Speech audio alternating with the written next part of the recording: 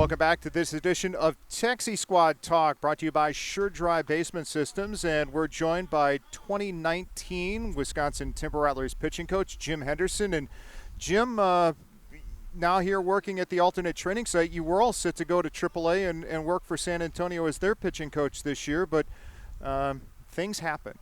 Yeah. Not all bad, though. It's a nice, familiar place to come back to, Appleton. I enjoyed my time here last year.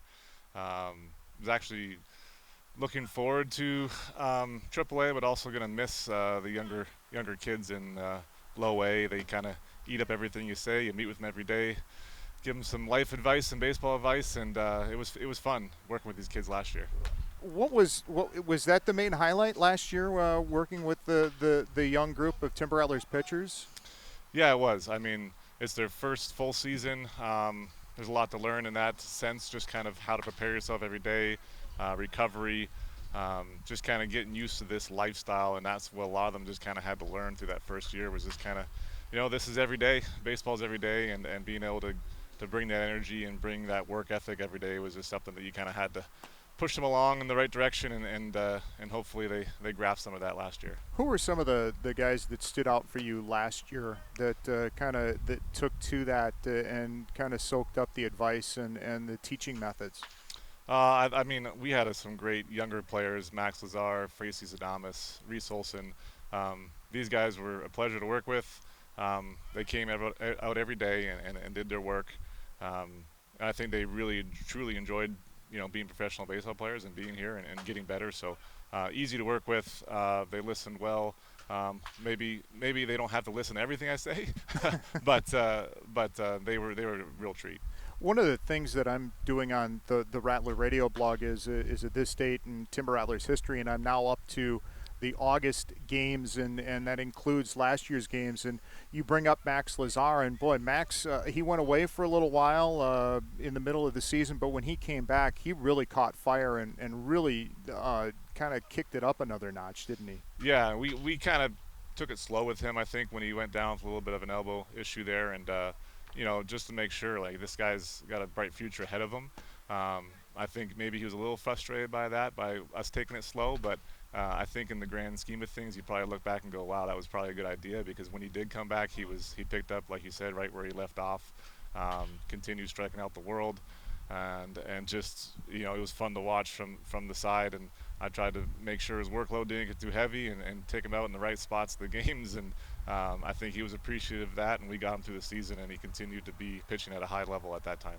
We talked the other day about, and you kind of brought up the challenges here at the alternate training site. You're trying to stretch guys out, but you don't want to overload them in case they get called up and wouldn't be available to pitch. How is that balancing act going here in Appleton for guys that are going to be called up to help the big league level at some point this year? Right. I mean, the guys that went to summer camp who came in, they were ready to go, and it was just a matter of just kind of spacing them out so that they were, at least we had a few options if the big league club needed somebody. And now that we're getting the younger group kind of built up again, I think we'll have plenty of options going forward. We will have competitive games here, 5-6 innings a day for our hitters to see live pitching, for our pitchers to see live hitting, and a good group of guys spread out. So we got all areas covered now, I think. We got some off days built in, which is nice as well to give these guys a mental break. I know this situation can be a little, monotonous facing the same hitters every day and facing your own teammates. But give them some mental breaks, make some shorter days here and there, so that everybody's got their head on straight and we can still be rested and help out the big league club. And from watching this, I mean, the competition level is there, even though they're playing everybody that they know. They want to do well and compete well with each other. Yeah, you're definitely starting to see some battles within. I think we are making guys better both ways of the ball. We have some hitters who are maybe struggling with certain pitches, and we keep on throwing it to them, and then all of a sudden we see a ball hit that we were not expecting, and we got this guy out with a pitch yesterday, and now we hit it the next day. So we are seeing some adjustments being made both sides, and I think that's what's going to happen at the big league level too, especially like in division. You're going to have the opportunity to face the same guys over and over, and if your career's 5, 6, 10 years long, you're going to be facing the same guys, and guys make adjustments at the big league level. So you'll definitely see that here at the alternate site when we face each other on a day in, day out basis. I don't want to get into a name by name breakdown, but just who has stood out for you as maybe a guy that's up there and ready to go, and a guy that's maybe more of a prospect that is trying to maintain their development level. Yeah, we saw. We're seeing a couple guys hopefully join the team soon, and but right now I think Zach Brown's throwing the ball really good for us. His last 3 starts here have been maybe 1 or 2 runs in 3 starts, which is pretty phenomenal.